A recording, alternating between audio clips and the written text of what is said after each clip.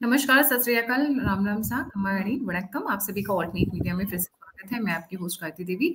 हमारे साथ दो बहुत लर्नेड गेस्ट जुड़े हुए हैं, डॉक्टर अविनाश सिंह और शिवम चौधरी। शिवम के कुछ टेक्निकल इश्यूज है, he is joining just a moment. तो अविनाश भाई, हम शुरू कर रहे हैं। हमने 5th फेज की प्री पोल एनालिसिस की थी, पर आज तो लग रहा है बम्पर कांड हो गया है, क्योंकि वेस्ट बंगाल, लद्दाख और कुछ एक ऐसी टेरिटरीज या फिर ऐसी कॉन्स्टिट्यूएंसीज झटका देने वाले हैं। बीजेपी को भी एक दो जगह ऐसा नहीं है, झटका लगा है। They were expecting something and something else had turned out. But ऐसा लग रहा है राहुल गांधी ने ऑलरेडी हार मान ली है। बेचारे लगता है पैकअप करने की तैयारी कर रहे हैं। जल्दी से वो और उनकी मम्मी इटली पहुंचे और इटली में अपना बिजनेस शुरू करें, बहुत जल्दी हो गई है। So let's get started. Avinash भाई, वेरी वार्म वेलकम। हम शुरू करते हैं जी। नमस्कार गायत्री जी, सभी दर्शकों को नमस्कार, प्रणाम। देखिए, जो 5th फेज की वोटिंग हो रही है या वोटिंग अब खत्म हो चुकी है, और टर्नआउट तो अभी एग्जैक्ट पता नहीं चला है, लेकिन ठीक ठाक ही वोटिंग हुई है। जो एक्सपेक्टेड था उसी के हिसाब से ही वोटिंग हुई है। 49 सीटों पे चुनाव है। आप मान करके चलिएगा कि 40+ सीटें इस फेज में भी बीजेपी जीतेगी। तो एक तरीके से आप मान करके चलिए कि ये क्लीन स्वीप तरीके की चीजें हैं। लोकसभा चुनाव के अगर दृष्टिकोण से इस सारी चीजों को आप देखेंगे और समझने की कोशिश करेंगे। उत्तर प्रदेश में बीजेपी को जो जहां कांग्रेस या कांग्रेस सपा का जो गठबंधन है, वो जो फाइट देता हुआ दिखाई दे रहा है, वो 3-4 सीटों पे फाइट देता हुआ दिखाई दे रहा है। फाइट का ये मतलब नहीं है हो रहा है कि वहां हार रही है। एक होता है कि आप 3 लाख 4 लाख वोट से हार रहे हैं। तो जब आप 3 लाख 4 लाख से वोट से हार रहे होते तो एक तरफा लड़ाई होती है। लेकिन जब आप 50,000 से लेकर के 1 लाख के बीच में या 60,000 70,000 के आस अराउंड में अगर आप जीत हार के मार्जिन को देखती हैं, तो ऐसा लगता है कि यहां लड़ाई हो रही है। अपर एज निश्चित तौर पर बीजेपी को है। वो सीटें हैं रायबरेली, कौशाम्बी, अमेठी और प्रतापगढ़। ये जो 13-14 सीटों पे उत्तर प्रदेश में चुनाव हो रहा है, उसमें से ये 4 ही सीटें ऐसी हैं जो मुझे देखने में और समझने में, और जितनी मैंने बातचीत की उसमें समझ में आया कि इन 4 सीटों में ही बीजेपी और कांग्रेस या और सपा जहां पे लड़ रही है, उनके बीच में फाइट है। और किसी सीट पे उत्तर प्रदेश में फाइट होती हुई दिखाई नहीं दे रही है। पश्चिम बंगाल के 7 सीटों पे चुनाव हो रहा है, वहां पे भी मोर एंड लेस यही स्थिति है। अधीर रंजन और ममता बनर्जी के बीच में झगड़े चल रहे हैं। मल्लिकार्जुन खड़गे दुनिया भर की बातें कह रहे हैं। लेकिन पश्चिम बंगाल की 7 सीटों पे कई सारी ऐसी सीटें हैं जहां पे टीएमसी अभी भी मजबूत है। बीजेपी उसके गढ़ को तोड़ती हुई सफल नहीं हुई है। तो 7 सीटें हैं, मुझको लगता है कि यहां से 3 सीटें 4 सीटें बीजेपी निकाल सकती है या उसकी स्थिति में है। बाकी सीटों पे टीएमसी यहां जीतती हुई दिखाई दे रही है। कांग्रेस के लिए इस चरण में भी कुछ है नहीं वहां पे। झारखंड में हजारीबाग, कोडरमा, चतरा, ये सब बीजेपी जीत रही है, उसमें कोई बहुत दिक्कत वाली बात नहीं है। अब आप उड़ीसा की बात कर लें तो उड़ीसा में जो हम लोगों का पिछला वाला आकलन था कि अस्का में बीजेडी जीतेगी, लगभग लगभग उसी तरीके की स्थिति वहां पर भी बनी हुई है। महाराष्ट्र है तो महाराष्ट्र के बारे में शिवम भाई बताएंगे कि वहां पे क्या स्थिति है एग्जैक्टली। बहुत सारी सीटों के बारे में तो मैं जानता हूं, लेकिन वो ओवरऑल बताएंगे। जम्मू कश्मीर की एक सीट पे बारामूला में चुनाव हो रहा है, वहां पे एनसीपी क्लियर जीत रही है, उसमें कोई भी इफ एंड बट नहीं। बिहार की 5 सीटों में है सीतामढ़ी, मधुबनी, मुजफ्फरपुर, सारण, हाजीपुर। कोई समस्या नहीं है यहाँ पे। बीजेपी और उसका घटक दल चुनाव आराम से जीतता हुआ दिखाई दे रहा है। तो बीजेपी के पास समस्या कहाँ है इस फेज में? बीजेपी के पास इस फेज में अगर समस्या कहीं देखी जाए तो मेन समस्या एक रायबरेली, अमेठी में दिखाई देती है बीजेपी को थोड़ी। इसके अलावा बंगाल में जो है 7 सीटों पे है, वहां बीजेपी के लिए थोड़ी समस्या है, और महाराष्ट्र में समस्या। बाकी जगह मुझे समस्या होती दिखाई नहीं दे रही। जम्मू कश्मीर की जो सीट है बारामूला, वहां। जी जी शिवम, योर जी, ओपनिंग स्टेटमेंट। आवाज आ रही है मेरी? बिल्कुल आ रही है, बिल्कुल आ रही है, थैंक गॉड। जी जी जी। सबसे पहले तो सभी को जय श्री राम। मुझे ये नहीं समझ आ रहा कि अविनाश जी को क्यों समस्या नजर नहीं आ रही। योगेंद्र यादव तो कह रहे हैं कि भाजपा फंस गई है, भाजपा का खेल पलट गया है, और जितने भी सारे एनालिस्ट है सब कह रहे हैं भाजपा फंस गई है। वो तो 220 के आसपास उसकी मेजोरिटी मार्क आ रही है। मुझे नहीं पता अविनाश जी कहाँ से डेटा लेके आए हैं, तो मुझे लग रहा है थोड़ा सा उन्हें रिविजन करना चाहिए। बड़ी गलत बात है, आप जनता को बरगला रहे हैं। योगेंद्र यादव कह रहे हैं कि उत्तर प्रदेश में 50 सीटें लेके आ रही है इंडिया अलायंस। गलत बात है अविनाश भाई, आप पे मानहानि का मुकदमा होगा। योगेंद्र यादव के किसी भी समर्थक को मेरा आपके चैनल से खुला चैलेंज है मेरा एड्रेस दे दीजिएगा, मेरा पता दे दीजिएगा, मेरे चैनल से खोजना चाहेंगे तो वहां से मिल जाएगा। मैं चैलेंज देता हूं कि योगेंद्र यादव 1996 से लेकर के अब तक, जब वो डीडी पे बैठ करके, वो और भाजपा में एक नेता आया जीवीएल नरसिम्हा, ये दो सिफोलॉजिस्ट हुआ करते थे भारत में, फर्जी। एक बताइए चुनाव में ये कभी सही साबित हुए? एक सिंगल चुनाव बता दीजिएगा। तो खैर, इन लोगों की मैं बातें नहीं करता हूं कि ये लोग कहाँ से चीजों को समझते हैं, कहाँ से लोग चीजों को लाते हैं। योगेंद्र यादव जीता रहा था ना मध्य प्रदेश, कोई पूछता है उससे जाकर के? तो जैसे उसके फॉलोअर हैं बुद्धि से खाली, वैसे उसका सेफोलॉजिस्ट है, तो उस पर मुझे कोई टिप्पणी नहीं करना। जी शिवम, क्यों अविनाश भाई को उकसा रहे हो? कहीं गलती से योगेंद्र यादव सामने आ गए तो लेने के देने पड़ जाएंगे। उस पर एक टिप्पणी करके अपनी बात आगे करता हूँ। वो तो इसी राउंड में बीजेपी की 10 सीट साफ करना है। खैर छोड़ दीजिए, क्योंकि बात बंगाल से शुरू हुई तो बंगाल से शुरू करता हूँ। 7 सीटों पे चुनाव है, तो 4 सीटें तो बीजेपी कंफर्टेबली निकाल रही है। 4-3 या 5-2 का आंकड़ा इस फेज में मुझे लगभग बंगाल में बीजेपी के लिए होता दिखाई दे रहा है। बनगांव, बैरकपुर, हुगली और आरामबाग ये सीटें आराम से निकल रही हैं। श्रीरामपुर सीट जो है वो थोड़ी फंसी हुई है, वो 50-50 है। वो 50-50 भी इसलिए हो गई क्योंकि टीएमसी का जो वहां से कैंडिडेट चुनाव लड़ रहा है, उसका एक्स दामाद भी उसके अगेंस्ट वहां पर खड़ा हो गया और वो भी उसकी सीटें काट रहा है। तो श्रीरामपुर में बीजेपी को इसलिए फायदा हो गया है। तो श्रीरामपुर को 50-50 है, बीजेपी को एज हो भी सकता है। अभी तक वो रेस में नहीं थी, कम से कम वो रेस में आ गई है, तो संभावना है कि 5-2 भी हो सकता है, 4-3 तो आप मान के चलिए इसमें है ही। और श्रीरामपुर में क्या है ना, एक वहां बिरयानी किंग करके एक व्यक्ति है, वो बहुत बिरयानी चलाता, बिरयानी करके एक मॉल भी है वहां पे बिरयानी का, तो उसने भी भाजपा को समर्थन दिया, उसने बाकायदा भाजपा के समर्थन में बिरयानी बांटी। तो मतलब पूरा का पूरा एक तरीके से कह सकते हैं ना, लेफ्ट लिबरल के हिसाब से माहौल पलट गया, चुनाव पलट गया श्रीरामपुर का, तो बीजेपी के पक्ष में ज्यादा दिखाई दे रहा है। और बंगाल में ना एक बड़ी घटना हुई है जिसपे ज्यादा बात नहीं हो रही है, ना सोशल मीडिया में ज्यादा बात हो रही है, ना मेन स्ट्रीम मीडिया में बात हो रही है। अभी 2-3 दिन पहले ममता बनर्जी ने इल्जाम लगाया इस्कॉन के ऊपर, रामकृष्ण मिशन के ऊपर और भारत सेवाश्रम के ऊपर। उन्होंने कहा कि ये तीनों जो मठ है, ये जो तीनों भी संस्थाएं हैं, ये अपॉलिटिकल है, ये रिलीजियस है और ये भाजपा को समर्थन दे रही है। उन्होंने कार्तिक महाराज करके एक है भारत सेवाश्रम के महाराज जी, उनके ऊपर इल्जाम लगाया कि वो बीजेपी को समर्थन कर रहे हैं, उनके लिए व्हाट्सएप ग्रुप चला रहे हैं और वोट मांग रहे हैं। उन्होंने इस तरह का इल्जाम उनके ऊपर लगाया। तो आज की लेटेस्ट खबर यह है कि कार्तिक महाराज ने, जो ममता बनर्जी है, उनके ऊपर मानहानि का दावा ठोक दिया है। उन्होंने कहा है कि आप माफी मांगिए वरना आपको कोर्ट में हम देखेंगे। और अब क्या दिक्कत आज जी, और टीएमसी के साथ दिक्कत क्या है ना, मुर्शिदाबाद में जो रामकृष्ण मिशन की जो जगह थी, जो प्लॉट था, उसके ऊपर भी उन्होंने हमला कर दिया। तो बंगाल में चीजें इतनी वायलेंट हो रही है, वायलेंस हो रही है, और 1000 से ऊपर कंप्लेंट अब तक इस फेज में चुनाव के बंगाल में जा चुकी है अगेंस्ट टीएमसी। तो ये देखिए बहुत ही ज्यादा वायलेंट और वाइब्रेंट चुनाव अगर कहीं हो रहा है तो आज के समय में पश्चिम बंगाल में हो रहा है। जी गायत्री जी, आप कुछ कह रहे हैं? सॉरी, इतना ही नहीं है, महुआ मोइत्रा का एक लेटेस्ट बयान आया है, और Mahua Moitra being known for this kind of, sorry not Mahua Moitra, वो वहाँ की फेमस है इसलिए उनका नाम सबसे पहले आता है। राजदीप सरदेसाई की धर्म पत्नी, उनका स्टेटमेंट अभी आप सुनेंगे तो हंस पड़ेंगे। बोल रहे हैं जब तक ये सेंट्रल फोर्सेस हैं, जब तक नरेंद्र मोदी है, तब तक यहाँ पर महिलाओं के साथ छेड़छाड़ हो रही है और उनके साथ मोलेस्टेशन हो रहा है। इस तरीके के बयान दे रही है वो।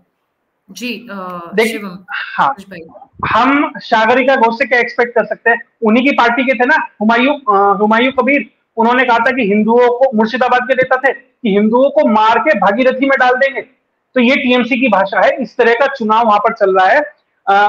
जो रिलीजियस इंस्टीट्यूशन है उन पे हमला किया जा रहा है, हिंदुओं को मतलब एक तरीके से डराया जा रहा है। और ये क्या कह रहे हैं कि अगर सेंट्रल फोर्सेस हट जाए तो चुनाव निष्पक्ष होगा। अगर ऐसा होता ना तो ये जो पंचायत चुनाव में हमने देखा वो स्थिति ना होती। व्हाट्सएप से नामांकन हुए थे पंचायत चुनाव में, वो स्थिति है पश्चिम बंगाल की। इसलिए पश्चिम बंगाल में 7 फेजेस में चुनाव हुआ है, सिर्फ यूपी और बंगाल है। बंगाल में लॉ एंड ऑर्डर की सिचुएशन है, इसलिए वहां पर 7 चरणों में चुनाव कराना पड़ा। ये स्थिति पश्चिम बंगाल की है। उसके बाद बात हुई यूपी की। यूपी में 14 सीटों पर चुनाव है। तो जो चुनाव फंस रहा है वो सिर्फ रायबरेली में फंस रहा है। मुझे अभी भी पता नहीं क्यों लग रहा है कि राहुल गांधी को थोड़ा एज वहां पर मुझे लगता है कि रायबरेली में है। एक मिनट, वेस्ट बंगाल से बढ़ने से पहले खुद नरेंद्र मोदी जी ने इस्कॉन और 2 और ऑर्गेनाइजेशंस का नाम लिया और कल रात को 4 मंदिर तोड़े गए हैं वेस्ट बंगाल में। अविनाश भाई, आप इस पर क्या कहना चाहोगे? जी, मैं वही घटना बता रहा हूँ। मुर्शिदाबाद में आज भी अटैक हुआ है, रामकृष्ण मिशन के मठ के ऊपर आज भी अटैक हुआ है। मुर्शिदाबाद की घटना है। जी गायत्री। नहीं, just because PM Modi name them इस वजह से हुआ क्योंकि परसों उन्होंने अपनी रैली में कहा है, इस्कॉन का नाम लिया, रामकृष्ण मिशन का नाम लिया, इसी वजह से उन्होंने अटैक किया in order to send a message. देखिए, अगर वो संस्थान अपॉलिटिकल है और फिर भी वो बात कर रहे हैं, वो सिर्फ इसलिए बात कर रहे हैं क्योंकि हिंदू का जिस तरीके से वहां नरसंहार हो रहा है, एक तरीके से नरसंहार जैसी स्थिति है। अगर हिंदू ऑर्गेनाइजेशन हिंदुओं की बात नहीं उठाएगी तो कौन उठाएगा? उन्होंने सिर्फ इतना कहा कि जो हिंदुओं के लिए काम करें, हिंदुओं की बात करें, उस हिसाब से आप आगे बढ़े। इसमें पॉलिटिक्स तो कहीं भी नहीं आती। लेकिन ममता बनर्जी को पता है कि जो वो अटैक का हो रहा है, जो उनका हिंदू वोट बैंक है ना, मुस्लिम प्लस उसके ऊपर का जो टॉप अप रिचार्ज है हिंदुओं का, उस पर वो डेंट कर रही है तीनों संस्थाएं। इसलिए ममता बनर्जी फ्रस्ट्रेशन में आ गई है और अपने सिंडिकेट के द्वारा इन लोगों पर हमला करा दिया। जी अविनाश जी। देखिए, पश्चिम बंगाल में जो मूर्तियां और मंदिर जो तोड़े गए हैं, वो 17 तारीख की एक घटना है। रात में 4 हिंदू मंदिर को तोड़ा गया। जलपाईगुड़ी जिले का एक गांव है खोलई, उस एरिया में तोड़े गए हैं वो चारों मंदिर। और सबसे मजे की बात क्या है कि 2 काली जी का मंदिर, एक शिव जी का, एक शनि का मंदिर है। जो बंगाल की पॉलिटिक्स को समझता होगा, बंगाल को जानता होगा, वो जानता होगा कि माँ काली का क्या, जैसे उसे होता है ना कि जैसे हम यूपी और बिहार के रीजन में जैसे राम राम जय श्री कृष्णा एक वाला ये इस तरीके के अभिवादन को बहुत आप देखेंगे। धीरे धीरे फिर हरियाणा बंगाल होते हुए गुजरात तक चला जाता है। तो दुर्गा पूजा, काली पूजा और उनका जो है, जैसे आप महाराष्ट्र में जाइए तो महाराष्ट्र में भगवान गणेश की पूजा और उनको लेकर के किस तरीके का लोगों के अंदर एक जुड़ाव है। तो एक तो उस मंदिर को ये तोड़ा गया है। रामकृष्ण परमहंस वाले मैटर में वो आज ही हुआ है शिवम भाई, बेसिकली वो हमला उनके मठों पे और उनके लोगों को टारगेट किया जा रहा है। रीजन जानती हैं क्या है? रीजन ये है कि वहां पे हिंदू बड़ी मात्रा में कंसोलिडेट हो रहे हैं और मुस्लिमों का वोट बंट रहा है वामपंथियों की तरफ और कांग्रेस की तरफ। ये एक मेजर ड्रॉबैक है ममता बनर्जी के साथ। तो इसलिए सब चीजें हो रही हैं और ये कोई नया नहीं है शिवम भाई। अगर इसको आप देखें तो ये सब चीजें पुरानी हैं, वहां लगातार होती रहती हैं। ठीक है ना? चाहे रामनवमी का जुलूस देख लीजिए, चाहे और भी बहुत सारी चीजें, संदेश खाली देख लीजिए, सब जगह। सागरिका घोष पे आता हूं। ये दिन भर बताते हैं सब कि ये गोदी मीडिया है, तो फलाना मीडिया है, तो ढिकाना मीडिया है। सोचिए, जो राजदीप सरदेसाई मतलब एक तरीके से कांग्रेस का पेट चला है और राहुल गांधी तो उसको बेइज्जत कर भी देता है प्रेस कॉन्फ्रेंस में भी। उसकी पत्नी जो खुद को बड़ी पत्रकार बताती है और राज्यसभा की सीट लेने से 10 दिन पहले तक दूसरे को गोदी मीडिया बताती है, तो ये किसकी गोदी में जाकर के बैठ गई भाई? इसके ऊपर बोलना चाहिए। तो ये लोगों ने एक प्रोपेगेंडा फैलाया है और ये सब लाभार्थी हैं। योगेंद्र यादव लाभार्थी हैं कांग्रेस के, सागरिका घोष लाभार्थी हैं टीएमसी की, उसका पति लाभार्थी है कांग्रेस का। ये सब मतलब वही है, चाहे वो रवीश कुमार हो, चाहे अजीत अंजुम, ये सब लोग लाभार्थी हैं एक दूसरे के। जब एक दूसरे के लाभार्थी हैं तो दूसरे के ऊपर आरोप क्या लगाते हो यार? ये तो बताओ। इन लोगों से ज्यादा तो इंडिपेंडेंट हम लोग हैं, बात समझिएगा इसको। तो सागरिका घोष क्या कहेंगे? दान में दिया है टीएमसी ने उनको सीट, इसीलिए तो दिया है ना कि दिल्ली में बैठ करके तुम मीडिया मैनेज करके मेरा प्रोपेगेंडा चलाओगी, और किस लिए दिया है? सागरिका घोष क्या बंगाल में वोट दिला रही है ममता बनर्जी को? बिल्कुल नहीं। सागरिका घोष क्या बंगाल में कुछ बहुत बड़ा काम कर देंगी ममता बनर्जी के लिए? बिल्कुल नहीं। राष्ट्रीय चैनल में बैठ करके ममता बनर्जी का प्रोपेगेंडा किस तरीके से चलेगा, उसके लिए सागरिका घोष को राज्यसभा भेजा गया है। तो जाहिर सी बात है वो उसको चला रही है। जी, मूविंग ऑन। सबसे बड़ा स्टेट जो है उत्तर प्रदेश। राहुल गांधी लगता है हार मान चुके हैं। उनके स्टेटमेंट ऐसे ऐसे आ रहे हैं, ऐसा लग रहा है कि अभी ही से वो पहले तैयारी कर चुके हैं मातम बनाने की। जी 14 सीटों, जी 14 में से 13 पे तो आप ही मान के चलिए कि निश्चित जीत एक तरीके से भाजपा की है।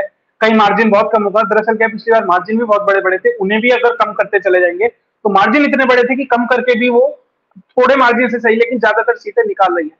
रायबरेली के ऊपर सारे विश्लेषक कह रहे हैं कि रायबरेली राहुल गांधी हार रहे हैं। मैं रायबरेली पे थोड़ा बचना चाहूंगा क्योंकि मुझे अभी भी पता नहीं क्यों लग रहा है कि राहुल जीत सकते हैं। हार जाए तो वो भी तो और अच्छा। मैं तो ये कहूंगा कि उन्हें कम से कम उत्तर भारतीयों को जो उन्होंने गाली दी है ना कि साउथ इंडियन तुमसे अच्छे होते हैं, दक्षिण के लोग तुमसे अच्छे होते हैं, तो जो उत्तर भारत के लोग हैं उन्हें उन्हें बताना चाहिए भैया ठीक है हम नहीं है अच्छे, तो यहाँ से चुनाव क्यों लड़ रहे हो। और उनकी स्थिति खराब हो चुकी है, ये मान के चलिए।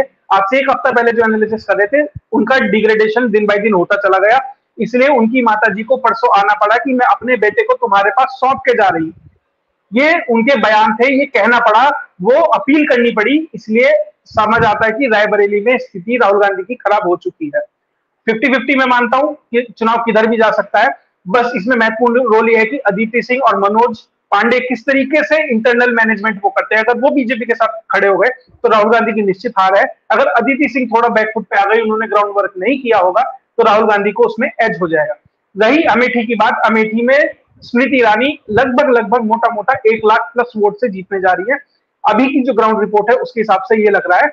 और जो वो ये कहे, दरअसल गांधी परिवार की चाल ये थी कि अगर स्मृति जीत गई तो भैया ये तो एक आउटसाइडर, मतलब एक वो थे, क्या नाम है उनके कैंडिडेट का, मैं तो नाम भी भूल गया, जो उनके चाय बनाते थे, किशोरी जी से हार गई, जीत गई। और अगर वो हार जाती हैं तो ये कहेंगे कि हमारे चाय बनाने वाले से वो हार गई। तो स्थिति ये है, इसलिए अमेठी पे भी बहुत ज्यादा चर्चा करने की जरूरत नहीं है। स्मृति ईरानी एक अच्छे खासे मार्जिन से अपनी जीत को लगभग मार्जिन डबल करते हुए इस बार वो सीट आराम से निकाल रही है।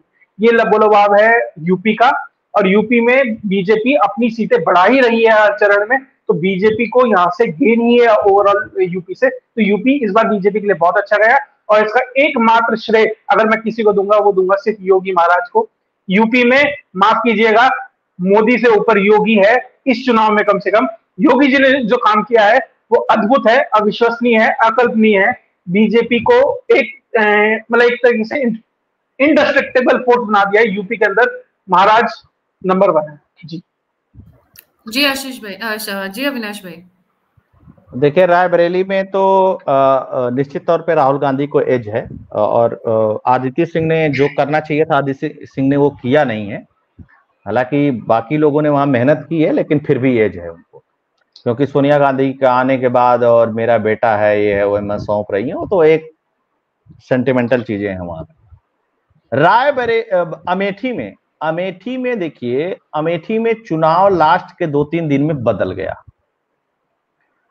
अमेठी में आप मान करके चलिए कि स्मृति ईरानी अगर 1 लाख वोट से जीतने वाली थी इस बार, तो मार्जिन बहुत नीचे चला गया है।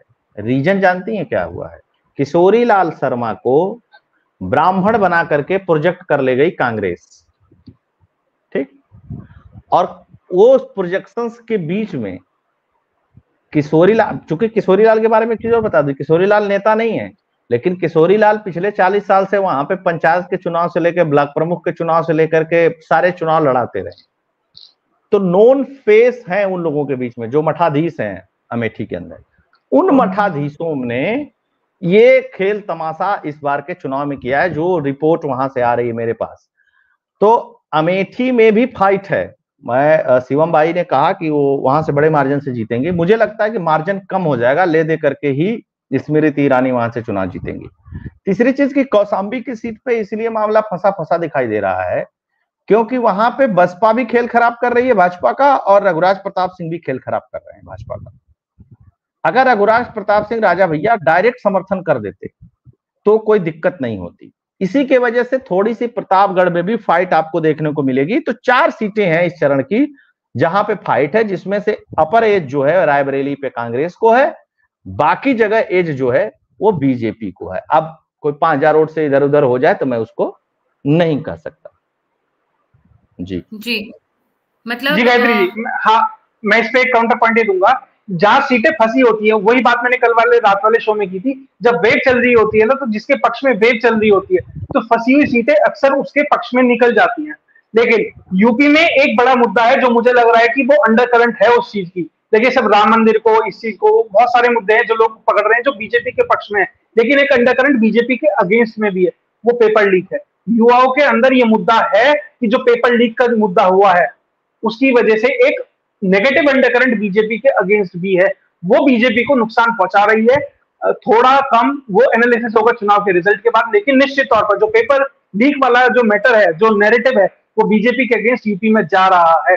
कितने बड़े स्तर पर जा रहा है वो चुनाव के बाद पता चलेगा। बीजेपी को इसको कंटेन करना है, क्योंकि ऐसे मुद्दे अक्सर विधानसभा चुनाव में या लोकल चुनाव में बड़े हो जाते हैं, क्योंकि वो लोकलाइज्ड मुद्दे होते हैं। तो ये मान के चलिए बीजेपी को इस पे नजर रखने की जरूरत है, आने वाले जितने पेपर हैं, जो भी चीजें हैं, और कम से कम जो पेपर लीक हो चुके हैं उस पर एक्शन लेती हुई ये सरकार दिखाई दे, ये बहुत जरूरी है इस चुनाव के बाद। जी गायत्री जी।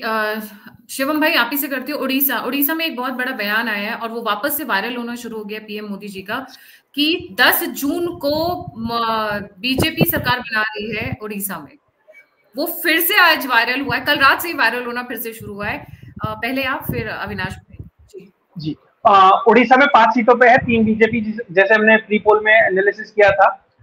ये बारगढ़, सुंदरगढ़ और बोलंगीर ये बीजेपी के लिए है। और अभी भी मैं कंधमाल और अस्का, कंधमाल में 50-50 है, लेकिन एज में बीजेडी को दे रहा हूँ और अस्का तो बीजेडी को ही सीट दे रहा हूँ।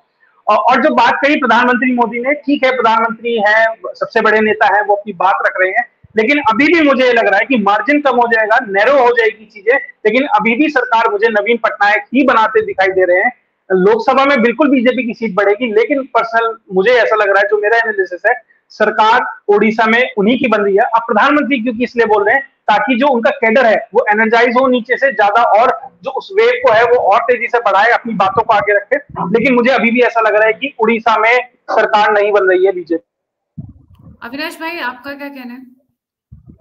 उड़ीसा में मुश्किल मुझे भी लग रहा है कि सरकार बनाना बीजेपी के लिए थोड़ी मुश्किल होगी। हालांकि 2 बातें आप नरेंद्र मोदी के संदर्भ में समझ लीजिए, अगर आप उनको समझते हैं तो। खैर कोई समझता है नहीं मोदी जी को, लेकिन आप मान करके चलिए कि जब मोदी जी छोटी छोटी बातें करते हैं तो समझ लीजिए कि मामला सेट है, लेकिन जब मोदी जी बड़ी बड़ी बातें करते हैं तो समझ लीजिए कि प्रॉब्लम में है। जब मोदी जी कहे कि 400 पार, तो मोदी जी उस समय प्रॉब्लम में थे। जब मोदी जी कहने लगे कि ये सब बेच देंगे, सब खरीद लेंगे, तो सबने कहा नहीं ना कि प्रधानमंत्री को ऐसा नहीं कहना चाहिए, तो आप मान करके चलिए वो कंफर्टेबल मोड में है। ये मतलब आप उनको रीड करेंगी तो ये आपको समझ में आएगा। जी। हम तो काम किए बहुत नजदीक से, हम तो जानते हैं ना कि किस तरीके के 400 पार वाले में मुझे थोड़ा सा एक अलग एंगल लगता है। मुझे लग रहा था कि मोदी ने सबसे पहले तो 400 पार का देके जो विपक्ष था उसका हौसला तोड़ दिया, अपने कैडर को ये कह दिया कि भाई देखो तुम्हारा लक्ष्य 272 नहीं है, तुम्हें 400 के लिए काम करना है। और जैसे विपक्ष को लगा कि मोदी बौखला गए हैं, मोदी बौखला नहीं गए, वो कॉन्फिडेंस में थे, और जो उन्हें खत्म करना था एक तरीके से, बिल्कुल जैसे कहते हैं ना, नेस्तो नाबूद करने वाली स्थिति क्रिएट करना चाह रहे थे, इसलिए उन्होंने 400 पार का आंकड़ा दिया। वो अंडर कॉन्फिडेंट नहीं थे, वो कॉन्फिडेंट थे, और वो इतने कॉन्फिडेंट थे कि इस चीज को हमें और बड़ा बनाना है, स्नोबॉल इफेक्ट जिसे कहते हैं, उस चीज में इसे तब्दील करना है, इसलिए मोदी ने वो 400 का आंकड़ा दिया। क्योंकि ग्राउंड वर्क उनके पास है, 3 लेयर उनका फीडबैक सिस्टम जाता है, 3 लेयर 4 लेयर, तो उन्हें ज्यादा स्थिति ग्राउंड लेवल की पता होती है विपक्षी पार्टियों से, इसलिए उनके पास एक अपर हैंड हमेशा से रहता है, इसलिए वो ज्यादा अच्छे से नब्ज को ग्राउंड की पकड़ पाते हैं, इसलिए उन्होंने 400 पार का नारा दिया कि उन्हें लग रहा होगा कि कहीं हम इसके आसपास प्रोजेक्शन उन्हें दिखाई दे रहा होगा, इसलिए उन्होंने वो नारा दिया। जी गायत्री जी। अविनाश भाई, one of the major states जहाँ पे काफी सीटों पर चुनाव है, महाराष्ट्र 13 सीटों पे चुनाव है, और महाराष्ट्र में बीजेपी बहुत कंफर्टेबल नहीं है। जी शिवम भाई बताएंगे महाराष्ट्र के बारे में। आप ही शुरू कीजिए। महाराष्ट्र बताइए, आप महाराष्ट्र बताइए। अरे मेरा बैकग्राउंड आप शुरू करो, पहले आप शुरू करो।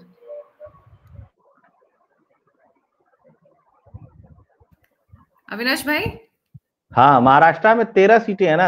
अब देखिए महाराष्ट्र की भी स्थिति बड़ी अजीबोगरीब है। मतलब महाराष्ट्र एक पूरे पॉलिटिकल डिलेमा में चल रहा है।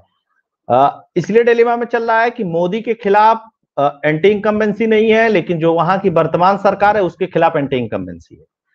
तो जाहिर सी बात है कि इसका नुकसान तो होना ही होना है, निश्चित तौर पे होना है। अब इसका नुकसान किसको होता हुआ दिखाई दे रहा है? इसका नुकसान होगा तो शिवसेना जो शिंदे है उसको होगा, और अजीत पवार को होगा। तो अजीत पवार तो अभी इस सीन में है नहीं, शिवसेना शिंदे गुट है इस सीन में, इस फेज के चुनाव में मैक्सिमम। तो उनको लेकर के समस्याएं हैं, बीजेपी को लेकर के कोई समस्या महाराष्ट्र के अंदर बड़ी दिखाई नहीं दे रही है किसी भी सीट पे। ये मेरा मोटा मोटी आकलन है महाराष्ट्र के बारे में। लेकिन एक चीज आप मान करके चलिए कि सरकार के खिलाफ एंटी इनकम्बेंसी है महाराष्ट्र में। शिंदे के खिलाफ एंटी इनकम्बेंसी है महाराष्ट्र में, इस बात को इनकार नहीं किया जा सकता। अब उस एंटी इनकम्बेंसी को उद्धव ठाकरे वाली जो शिवसेना है वो भुना पाएगी कि नहीं भुना पाएगी, ये देखने वाली बात है। जी शिवम। एंटी इनकम्बेंसी बिल्कुल है, लेकिन दिक्कत क्या है ना विपक्ष के साथ, इस बार चुनाव हो रहा है मोदी के नाम पर, मोदी के नाम पर वोट पड़ रहे हैं, एकनाथ शिंदे के नाम पर नहीं पड़ रहे हैं। इसलिए इस लोकसभा चुनाव में बीजेपी जो ग्रुप है उसको थोड़ा इसलिए एज है, लेकिन नुकसान है। एक दो सीटें ऐसी हैं, जैसे नासिक वाली सीट है वो शिवसेना उस पर लड़ रही है, वो फंसी हुई है। तो 2-3 सीटों पे शिवसेना बिल्कुल निश्चित तौर पर फंसी हुई है। बीजेपी की जो सीटें हैं लगभग 1-2 सीटों का उन्हें नुकसान हो सकता है अगर हुआ तो, मुझे लगता है, लेकिन बहुत बेहतर स्थिति में है। और खासकर जो शिवाजी पार्क में जो रैली हुई है, क्योंकि देखिए मुंबई आसपास की 6-7-8 सीटें लगभग उस चुनाव में जा रही है इस वाले फेज में, तो शिवाजी पार्क में जो पूरी की पूरी रैली हुई उसमें फिर राज ठाकरे आ गए, शिवसेना आ गई, बीजेपी आ गई। तो जो एक बाला साहब ठाकरे की जो लेगेसी थी ना, जितनी वो उद्धव ठाकरे के साथ है उतनी ही या उससे थोड़ी कम या उसके आसपास राज ठाकरे भी उसे होल्ड करते हैं। तो उन्होंने कहा कि देखिए बाला साहब के परिवार का एक व्यक्ति भी हमारे साथ है। वो चीजें बहुत एक अलग मैसेज डालती हैं। लेकिन वो देखिए राज ठाकरे दो धारी तलवार है, मराठा वोट लेके निश्चित तौर पर आते हैं, लेकिन वो एंटी उत्तर भारतीय जो उनकी एक छवि है वो भी थोड़ा नुकसान पहुंचा सकती है। बीजेपी उसे किस तरीके से कैलिब्रेट करके आगे बढ़ती है, लेकिन निश्चित तौर पर फिलहाल मुझे ऑल एंड ऑल ये लग रहा है कि राज ठाकरे के आने का फायदा ही है। तो वो जो सीटें हैं उस पर जो नुकसान बड़ा हो सकता था, हमने देखा कि जो मोदी जी हैं वो पहले सावरकर की उस पर भी गए, उनकी माल्यार्पण और वो किया, वो अंबेडकर जी के उस पर भी गए, वो बाला साहब ठाकरे के उस पर भी गए। तो उन्होंने सभी लोगों को साध लिया एक तरीके से, तो एक मैसेजिंग है वो गई। तो उससे साफ साफ पता लगता है कि महाराष्ट्र में जितना नुकसान हो सकता था उतना नुकसान नहीं है, नुकसान बड़ा हो सकता था, लेकिन नुकसान है ये निश्चित है। जी गायत्री। सो 14 में से कितनी सीटें आपको लग रहा है कि क्योंकि लास्ट टाइम तो काफी अच्छी खासी सीटें उठाई थी इस फेज में उन्होंने। देखिए शिवसेना को 1-2 सीटों का नुकसान हो सकता है। तो अभी देखिए महाराष्ट्र ऐसी जगह है ना जब प्रेडिक्शन इसलिए मुश्किल है क्योंकि शिवसेना और एनसीपी क्या करेंगी उसका अभी तक टेस्ट नहीं हुआ स्प्लिट के बाद। तो अभी उसके ऊपर बोल पाना, बहुत ज्यादा अथॉरिटी के साथ एग्जैक्ट नंबर देना वो बहुत मुश्किल हो जाता है। तो अभी इसलिए नंबर देने से तो मैं बचूंगा, लेकिन ये है कि हाँ शिवसेना और एनसीपी थोड़ी कैश 22 सिचुएशन में महाराष्ट्र में है। जी गायत्री। अविनाश भाई आपके हिसाब से कितनी सीटें उठा लेंगे 13 में से? देखिए इनके पास बस एक ही दिक्कत है, मुंबई महाराष्ट्र का जो चुनाव समझता है वो एक चीज और समझता होगा, पैसा बहुत चलता है वहां पे। और चूंकि ये बोलना नहीं चाहिए लेकिन मैं आपको बता दूं अंदर की बातें, कांग्रेस के पास भी पैसा नहीं बचा हुआ है और एनसीपी के पास भी पैसा नहीं बचा, वो जो शरद पवार वाली है। उद्धव ठाकरे के पास जो कुछ है, उद्धव ठाकरे अपनी पार्टी बचाने के चक्कर में और अन्य सारी चीजों के चक्कर में वो पैसा निकाल नहीं पाए हैं इस चुनाव के अंदर। यह भी एक दिक्कत है। ये सच्चाई है कि आप अगर एक लोकसभा पे जो सरकार चुनाव आयोग कहता है कितने पैसे में चुनाव, उतने पैसे में, उसको आप हटा दीजिए, किनारे कर दीजिए। उतने पैसे में चुनाव ना होता नहीं शिवम भाई। मैं 5-7 जगह चुनाव करा रहा हूं, मुझको बहुत अच्छी तरीके से चीजें पता है। अब होता नहीं है। और मुंबई जैसे शहर में और मुंबई के आसपास की सीटों पे आप चुनाव लड़ रहे हो, आप मजबूती से हो, आपके कैडर के पास अगर बस्ता नहीं पहुंचेगा, उसके गाड़ी में डीजल नहीं पड़ेगा, तो वो आपके लिए निकलेगा नहीं, क्योंकि इतना खाली नहीं है कैडर। और मोदी के खिलाफ इतनी एंटी इनकम्बेंसी नहीं है कि नहीं इस सरकार को उखाड़ फेंकना है, जैसे एक होता है ना कि सरकार को हटा देना है। 2014 ये सरकार बर्दाश्त नहीं है इस सरकार को, जैसे मनमोहन सिंह के समय में था। तो ऐसी स्थिति नहीं है। जातिगत कॉम्बिनेशन, कहीं पे सेंटीमेंट्स, कहीं पे कैंडिडेट का चुनाव सही नहीं होना, ये सब मुद्दे हैं इस चुनाव में, है ना। मोदी के खिलाफ अगर कोई चीज जा रही है तो ये हो सकता है कि ये कैंडिडेट पसंद नहीं है लोगों को, है ना। तो इसलिए लोग इसको पसंद नहीं कर रहे हैं, इसलिए मोदी के खिलाफ या बीजेपी के खिलाफ कुछ 2-4% वोट चला जाए। अदरवाइज कोई प्रॉब्लम नहीं है महाराष्ट्र में, और आप मान करके चलिए कि 10-12 सीटें आराम से निकल जाएंगी। तो अविनाश जी मेरा एक इसी पे काउंटर क्वेश्चन ये है, बीएमसी तो अब तक शिवसेना के पास थी, तो क्या बीएमसी का पैसा शिंदे गुट ले गया कि वो अभी भी उद्धव के पास है? उद्धव के पास है वो, शिवसेना कहां से, शिंदे कहां से ले जा पाएंगे उसको? क्यों, पार्टी तो सारी उधर चली गई ना, एमपी एमएलए तो सारे उधर चले गए। नहीं, पूरा उनका जितनी बिल्डिंग्स हैं वो सब सारी चीजें, उसका बंटवारा कहाँ हो पाया? पार्टी और पार्टी सिंबल ले जाने से क्या होगा? अकाउंट्स तो फ्रीज ही हो गए थे उसके, वो तो मिला नहीं उनको। अगर अकाउंट फ्रीज हो गए तो वो तो उद्धव भी यूज नहीं कर पाएगा।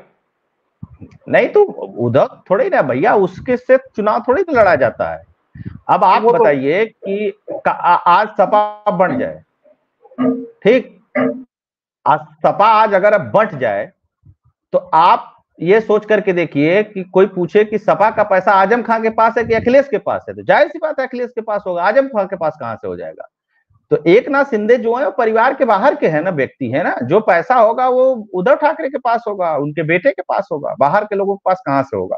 पैसा एक नंबर का थोड़ा ही ना होता है, पैसा तो 2 नंबर का भी होता है ना, और चुनाव में 2 नंबर का पैसा कौन पॉलिटिकल पार्टी नहीं खर्च करती है। और पैसा 2 ही नंबर का होता है, 1 नंबर का तो खरीद होती है। सुनिए मैं आपको बता रहा हूं, 2500 बूथ होते हैं शिवम भाई, 2500 बूथ से कम नहीं होता है किसी लोकसभा में। 2500 बूथ पे अगर आप 2-2 हजार रुपए भी बस्ता में पहुंचाएंगे ना, वोटर लिस्ट की फोटो कॉपी कराएंगे ना, अगर आप राष्ट्रीय पार्टी हैं तो आपको 1 सेट वोटर लिस्ट केवल मिलती है, 1 सेट। और हर बूथ पे अगर आप राष्ट्रीय पार्टी हैं तो 1 सेट, अगर आप स्टेट पार्टी हैं तो उस स्टेट में 1 सेट, अगर आप वो भी पार्टी नहीं है तो आपको, आप फोटो कॉपी करवाएंगे ना वोटर लिस्ट की 4 सेट 5 सेट, क्योंकि अलग अलग बूथ पे आदमी बैठेगा, अलग अलग वोट निकालेगा, पर्ची काटेगा, पर्ची भिजवाएंगे, बस्ता भिजवाएंगे, फूड पैकेट भिजवाएंगे, कुर्सी भिजवाएंगे, टेंट लगवाएंगे वहां पे अपने बूथ पे। इसका भी टोटल खर्चा मिनिमम जो होता है ना शिवम भाई, वो 15 से 20 हजार रुपए होता है। तो 2500 बूथ के हिसाब से अगर 20 हजार से मल्टीप्लाई करेंगे तो ये पहुंच जाएगा 50 लाख से ऊपर।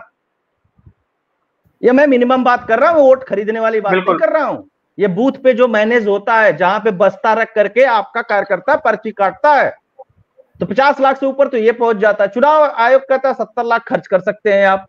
अब 10 गाड़ी इसमें परमिट मिली हुई है, झंडा बैनर पोस्टर कर लीजिए, 5 6 7 विधानसभाएं आएंगी, हर विधानसभा में 1-1 कार्यालय सेटअप कर लीजिए, हर कार्यालय का डेली का माला का, झंडा का, खाने का, चाय का जोड़ लीजिए, तो 70-80 लाख में चुनाव नहीं होता है। तो कैसे होगा? तो इलीगल होगा।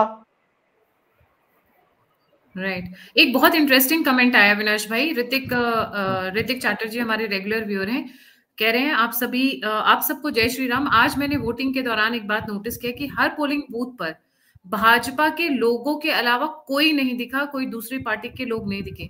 इसका मतलब मॉरली ये लोग ऑलरेडी सरेंडर कर चुके हैं। जी गायत्री जी, ये डिपेंड भी करता है कि कौन सी कॉन्स्टिट्यूएंसी पे चुनाव है और आप उसमें किस बूथ पे गए हैं। ये भी बहुत इंपॉर्टेंट हो जाता है कि बहुत सारी कॉन्स्टिट्यूएंसी है, आप मुस्लिम डोमिनेटेड एरिया में जाएं, उसी कॉन्स्टिट्यूएंसी में हाँ भाजपा का कार्यकर्ता शायद आपको कम दिखाई दे। ये बहुत सारी चीजें उस पर भी डिपेंड करती है। जी अविनाश जी, देखिए बहुत हद तक जानते हैं, बिल्कुल शिवम भाई की बात सही है कि कहाँ किसका डोमिनेंट है, किस बूथ पे है। जहां पे दोनों के वोटरों की स्थिति ठीक ठाक रहती है, दोनों के वोटर जानते हैं कि बस्ता लेकर के बैठेंगे, कुछ बोलेंगे तो हमारे सपोर्ट में भी पीछे 10 लोग खड़े हैं, वो पार्टी के सपोर्ट से थोड़े खड़े रहते हैं वहां पे, अब पुलिस के भरोसे थोड़े खड़े रहते हैं, तो उनको दिक्कत नहीं, क्योंकि उसी गांव में रहना है, उसी मोहल्ले में उनको रहना है, वोट देने के लेने के बाद भी रोज सीआरपीएफ थोड़ी ना वहां खड़ी रहेगी, इस बात को भी समझिएगा। तो एक तो वो वाला इंपैक्ट रहता है। दूसरी चीज मैं आपको बता दूं भैया, अगर पॉलिटिकल पार्टियां या जिस भी कैंडिडेट के पास 3-4 करोड़ रुपए नहीं है, वो इस चुनाव में खड़ा नहीं हो सकता। लोकसभा के चुनाव में वो दिखाई नहीं देगा, चाहे कुछ भी कर लें। अब बीजेपी क्या करती है? बीजेपी करती है ऑर्गेनाइज वे में काम। कैसे ऑर्गेनाइज वे में काम करती है?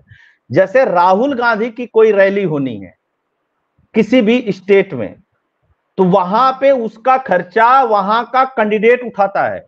बीजेपी की रैली होनी है, योगी आदित्यनाथ की स्टार प्रचारक है, राजनाथ सिंह की चाहे मोदी जी की, इसका खर्चा बीजेपी की स्टेट यूनिट और सेंट्रल यूनिट उठाती है, और वो पैसा डायरेक्ट आता है भारतीय जनता पार्टी का जो जिला अध्यक्ष होता है उसके खाते में। ये अंतर है गायत्री जी। आप देख रही है मोदी जी की 4-4 रैलियां हो रही हैं, 2-2 रोड शो हो रहे हैं, और वहां राहुल गांधी एक ही कर पा रहे हैं। अब आप कार्यकर्ता से कह दीजिए कि भाई मैं आने वाला हूं, कार्यकर्ता कह रहा है ठीक है आ जाइए। अब उसके पास ले देकर के चुनाव लड़ने का पैसा नहीं है, और आप आएंगे तो 1 करोड़ रुपया तो आपकी रैली में खर्च करना है उसको, आप उधर से पैसा खर्च नहीं करेंगे। ये मैं आपको बहुत अंदर की बात बता रहा हूं, बहुत प्रैक्टिकल बात बता रहा हूं, मतलब ये जो बाहर एनालिसिस होता है मैं उसकी बात नहीं कर रहा हूं। फूलपुर में क्या हुआ? फूलपुर में कल अखिलेश यादव गए थे और राहुल गांधी गए थे। वहां प्रचार करने के लिए। इनके कार्यकर्ता इतने उद्दंड हैं, आपस में भिड़ गए, ये लोग माइक वाइक फेंक करके वहां पे और वापस लौट आए। जानते हैं शिवम भाई, जब एक रैली होती है ना किसी स्टार प्रचारक की, तो वहां का जो कैंडिडेट होता है वो किसी भी पार्टी का हो, जैसे बेटी की शादी होती है ना, उस तरीके से 7 दिन 6 दिन तैयारी करता है कि इस फलाने टेंट हाउस से कुर्सियां आएंगी, ये बांस बल्ली यहां गड़ेगी, यहां पानी की व्यवस्था करनी पड़ेगी, 500 1000 2000 4000 फूड पैकेट बंटवाने पड़ेंगे, लोग नहीं आएंगे तो 15-20 हजार रुपया अलग से, 15-20 हजार लोगों की अलग से व्यवस्था करनी पड़ेगी। तो उसके लिए किस किस विधानसभा में किस किस कार्यकर्ता को पैसा दिया जाएगा, वो गाड़ी लगा करके लेके आएगा, कौन सा पेट्रोल पंप चिन्हित किया जाएगा जहां पे लोगों के गाड़ियों में 1-1 लीटर 2-2 लीटर पेट्रोल भरा जाएगा। चुनाव चल रहा है तो चुनाव में 100-100 200-200 बांट नहीं सकते, 500-500 बांट नहीं सकते, तो पर्चियां कटेंगी, वो पर्चियां लेकर के जाएगा, पेट्रोल पंप वाले से बात करनी, बहुत सारी चीजें होती हैं। चुनाव एक अलग प्रक्रिया है पूरी, और वो करने के लिए आपके पास लोग चाहिए होते हैं।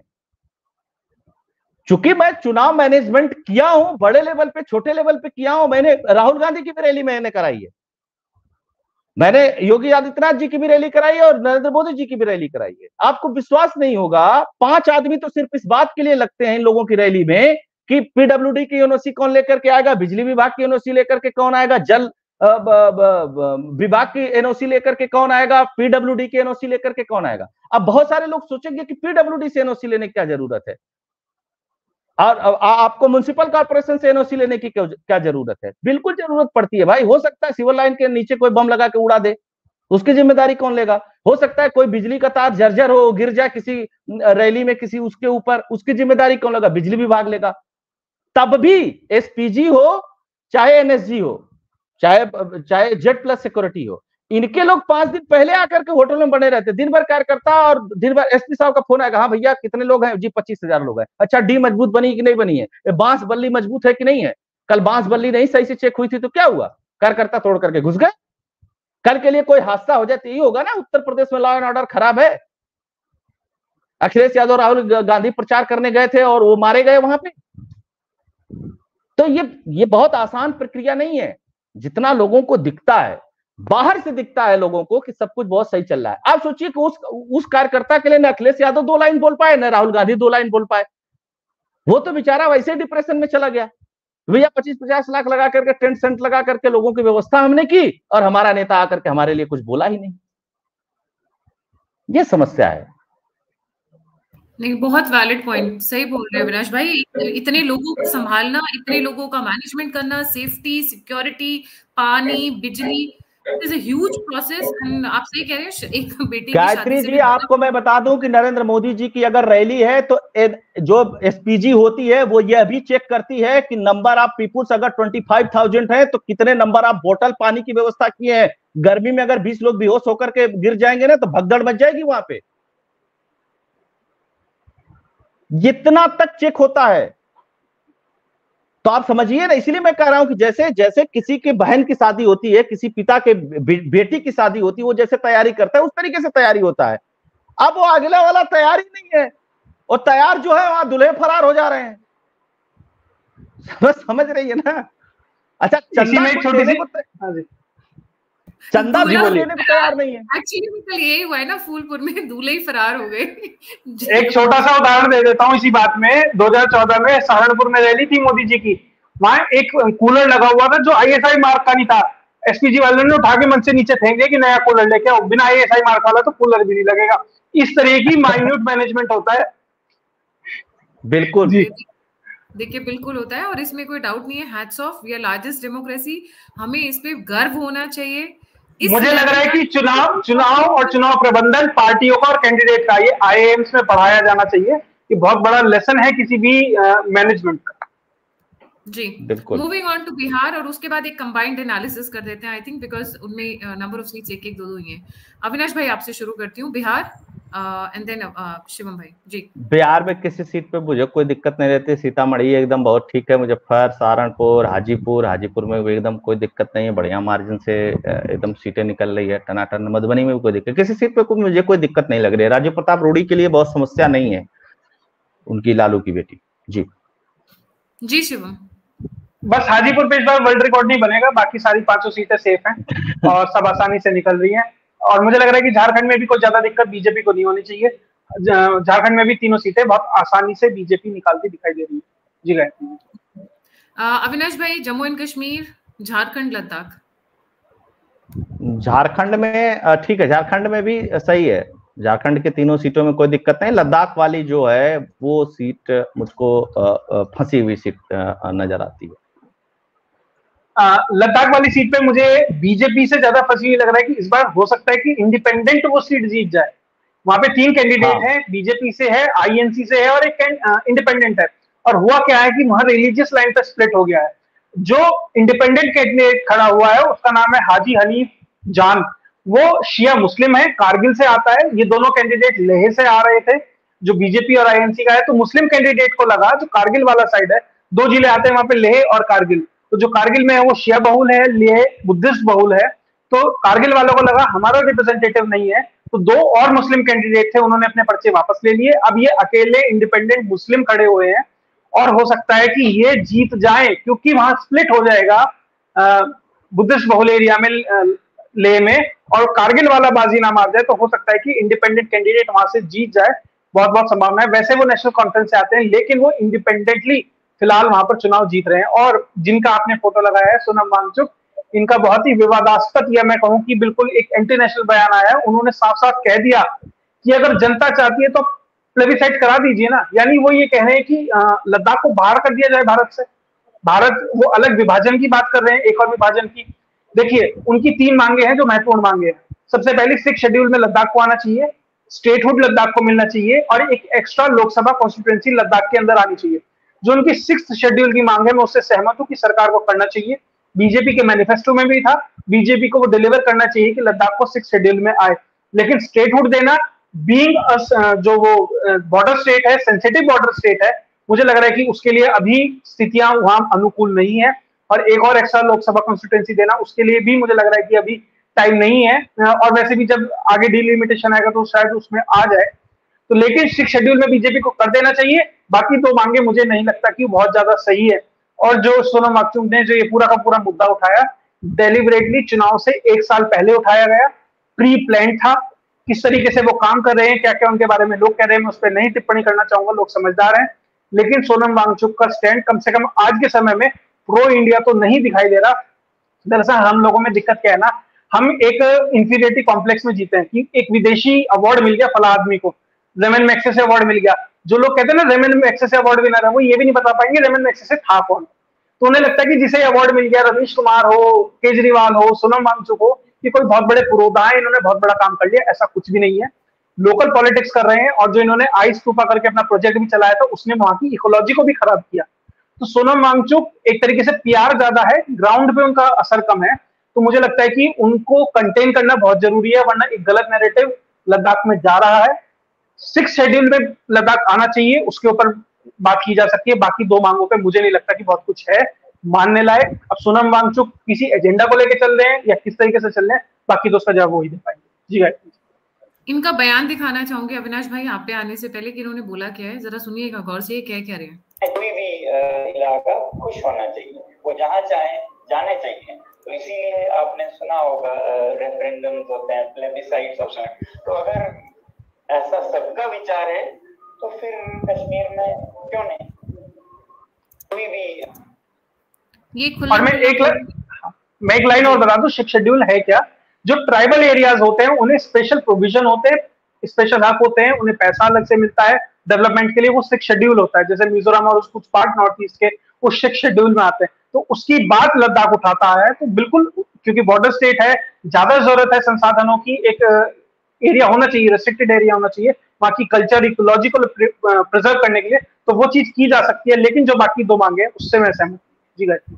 जी अविनाश भाई। ठीक कहा शिवम भाई ने। ये लोग देखिए, जैसे क्या होता है ना कि ये जो वांगचू टाइप के लोग होते हैं, ये मतलब एक केजरीवाल है दिल्ली का, ठीक है। और इन लोगों को सह निश्चित तौर पे मिलता है, बिना विदेशी सह के और इस सब चीजों के ये नहीं होता है। सोनम वांगचुक को बीजेपी अभी कह दे कि हम तुमको नेता बना रहे हैं, तुमको सांसद बना रहे हैं, ये अभी ठंडा हो जाएगा, ठीक है ना। इन लोगों को कुछ चाहिए होता है, चूंकि ये उसके साथ साथ एडिशनली 2 बातें कहता है। ठीक है ना। जैसे मैं कहूं कि गायत्री जी एक काम है कि मुझे आप अपने दुश्मन को सपोर्ट करने दीजिए, मैं आपको 1 लाख रुपया देता हूं।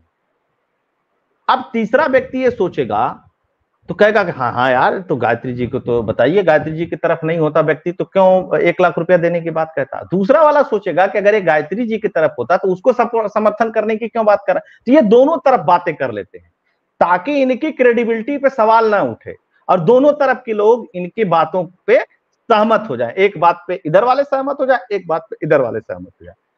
6 शेड्यूल पे विचार किया जा सकता है, लेकिन और भी जो मांगे हैं। अब देखिए 6 शेड्यूल देने में भी एक दिक्कत है, बहुत लोग 6 शेड्यूल की मांग कर रहे हैं। अगर सबको स्पेशलाइज जोन घोषित कर देंगे पूरे देश में, तो आप ये बताइए, वो बॉर्डर स्टेट है, कल के लिए हमको हो सकता है कि चाइना से लड़ने के लिए वहां पे इंफ्रास्ट्रक्चर डेवलपमेंट करना पड़े या कुछ और भी बहुत सारी चीजें करनी पड़े, तो 6 शेड्यूल की वजह से तो वो भी समस्या में आ जाएगी बातें। तो सरकार सिर्फ सोनम वांगचू और पर्टिकुलर उतने ही लोगों को देख करके नहीं काम करती है, वो तो उसको तो पूरे देश को देखना है ना, कि तुमको आज देंगे तो कल दूसरा वाला भी मांगेगा, परसों तीसरा वाला भी मांगेगा, तो फिर तुम एग्जांपल दोगे कि अरे सोनम वांगचू ने मांग किया तो उसको मिला, तो हम क्या गलत मांग कर रहे हैं।